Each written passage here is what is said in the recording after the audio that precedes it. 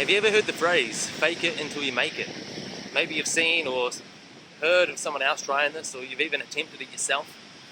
Well, in today's Topless Beach Chats, the topic of discussion is going to be why faking it until you make it isn't actually a winning strategy. So what do I mean by fake it till you make it?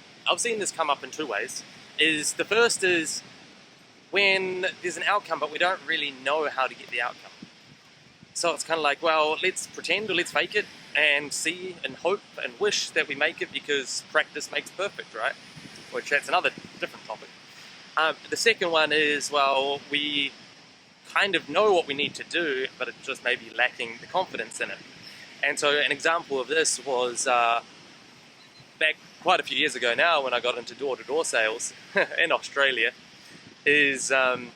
well, I was really scared. There was a lot of people that slammed the door and said nasty things in my face. And it wasn't a great confidence builder, and it was just fake until you make it. You'll get there. Fake until you become it. It never really worked out, and I never really knew why. So now I've found a criteria and the insights to why it doesn't actually work very well. Oh, I think we're back. So I actually discovered this through coaching, through the world of coaching, and the insights were shared with me, which now I'm happy to share with you.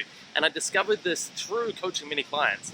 So one of the things that throughout lots of different discussions, when we ask around values or what they would need to bring in order to connect with their clients, sell their products, their services, or whatever the outcome is that they want to bring, often people will come up, and when we dive deep, we think, oh yeah, okay, well, authenticity is really important. What else? Maybe being genuine, that's really important. And if they've done a bit more inner game and they understand the importance of, say, vulnerability, because of course when we're vulnerable with others, it draws people in, that's a really hot topic as well. And it's a great thing to practice by all means. We take the conversation a bit further, and when we start talking about something that's a little bit more scary, especially when it comes around vulnerability and stepping out of the comfort zone, what is it that they're going to need? And eventually, confidence comes up. This is where it gets interesting. Challenging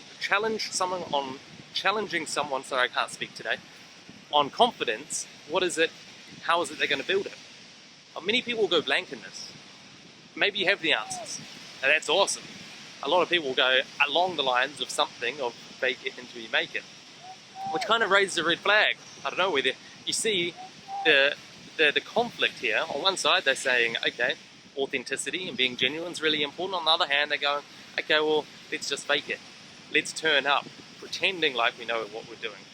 It doesn't really surprise me why so many people have imposter syndrome, let's say, and a new area that they're uncertain with.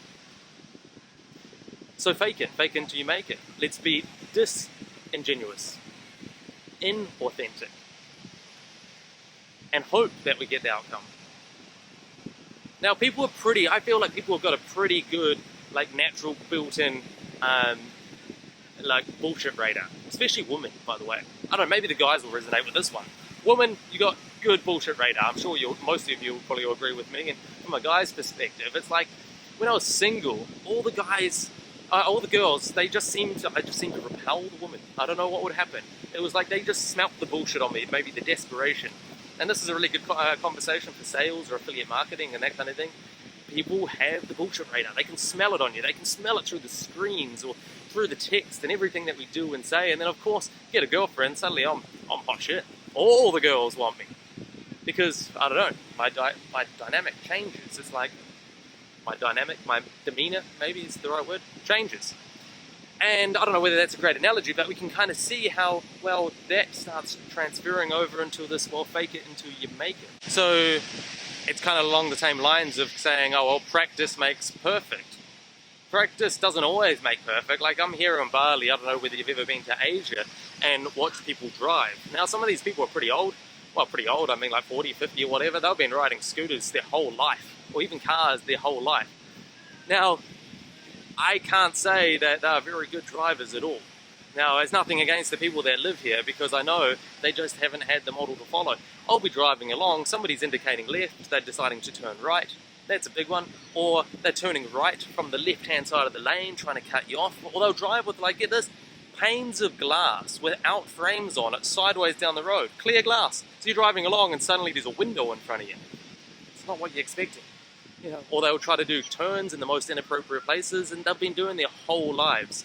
Now, this is not a winning strategy. They've been practicing this strategy for their whole entire life that they've been doing it, and it still takes way longer, creates way more interruptions, it's way more dangerous for themselves, others, passengers, creates frustrations, and just isn't time efficient.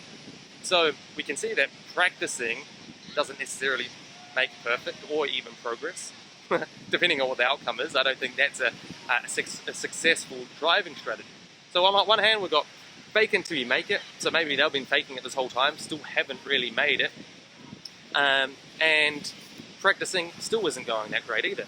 So what is it that we need to be doing? What is the strategy here to build confidence or build the skill that it is that we need? Well, the first thing that we need to know is, well, what the outcome is. What is the benchmark of excellence for the outcome that we're going for? Once we know that, well, we know where we're heading. And then we need to understand, okay, what's the steps involved? When we know the steps, it's not just the steps involved, but how we need to show up to these steps. What do we need to attend to in the steps? What is the best outcome or the model of excellence for the outcome in each of these steps? When we've got this criteria, it's actually, this comes from NLP modeling, is the framework for this. Strategy elicitation, the model of TOACH. If you're a coach, you probably may know this. When we know this, well, then it gives us a criteria. It gives us a competency that we can measure ourselves against at each level. So in some areas, we may be really naturally good at it, and other areas we'll need a whole lot more practice. But now we've got something that we can measure ourselves against. We've got something that we can know where we need to practice even more of, how we need to turn up in order to get the outcome that it is that we want. So with that, once we've got the criteria, we've got our competency and our level of competency, well, we can show up authentically, that's the word, with authenticity. Be genuine about where we are. We're all always a work in progress anyway, so there's no point in needing to fake where we're at or just say, well, this is where we're good, this is where we're still practicing, this is more of who I'm becoming.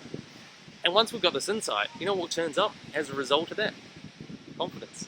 Confidence comes up now because we have a clear path of where it is that we're going. We're practicing the steps, it's going to give us a great result. And so when we've got the steps to a great result, what else happens is practice does make progress. We can really move ahead. How great is that? So anything that you might be faking it until you're making it, what I challenge you on is go away and find your model of excellence that's getting the outcome that it is that you want. Who are they? What have they done? Are they the person that you want to become? And are they getting the results that you want? And then don't just find out what steps they're taking, but find out exactly how they're turning up to these steps. What values they're bringing, what they're attending to, how they're attending to it, how they're bringing grace, what their thought process is, what a great outcome is. Get all those questions, get really clear on that. And now, there's no more faking it, just authenticity, just being genuine. And I trust that has helped you to make a huge change in your life, taking this away. Comment below how you've applied it. If you've already known this, share how it's made an impact. How cool is that kite behind me too? Alright, talk to you all soon.